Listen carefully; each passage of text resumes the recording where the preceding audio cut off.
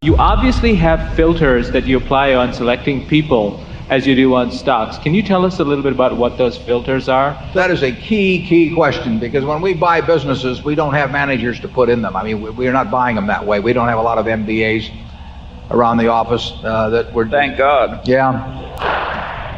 That I have not promised that they're going to have all kinds of opportunities. So as a practical matter, we need management with the businesses that we buy.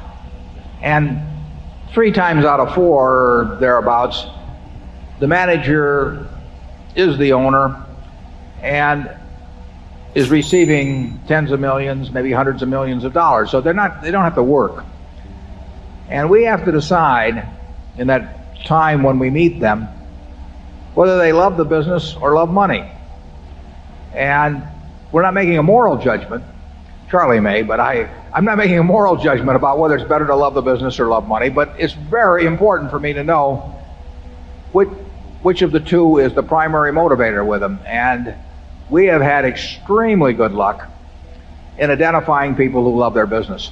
So all we have to do is avoid anything that, on our part, that diminishes that love of the business or makes other conditions so intolerable that they overcome that love of the business. And we have a number of people working for us that have no financial need to work at all, and they probably outwork 95% or more of the people in the world, and they do it because they love smacking the ball. And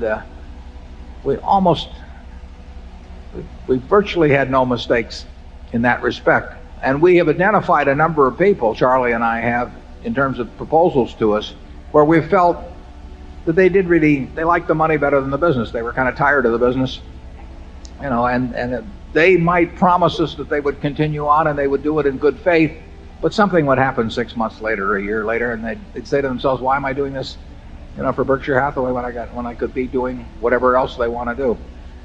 I can't tell you exactly what filter it is that we put them through mentally, but I can tell you that if you've been around a while, I think you can have a pretty high batting average in coming to those conclusions, as you can about other aspects of human behavior. I'm not saying you can take 100 people and take a look at them and analyze their personalities or anything of the sort, but I think when you see the extreme cases, the ones that are going to cause you nothing but trouble, or the ones that are going to bring you nothing but joy, I think you can identify those pretty well. Charlie?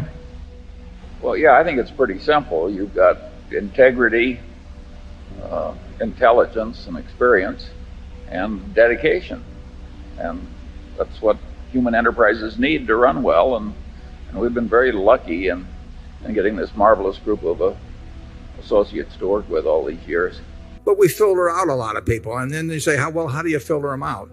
I would say, and I think Charlie will agree with this, people give themselves away fairly often, and maybe it does help to have been around as long as we have, in seeing the various ways they give themselves away.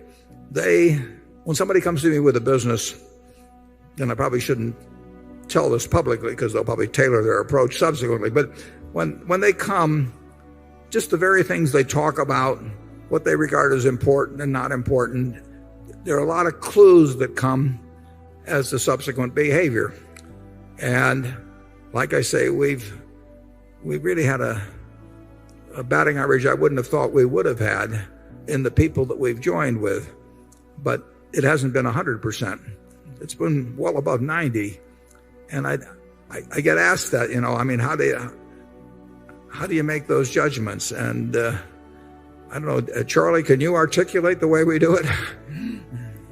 Well, partly we're deeply suspicious when the proposition is too good to be true.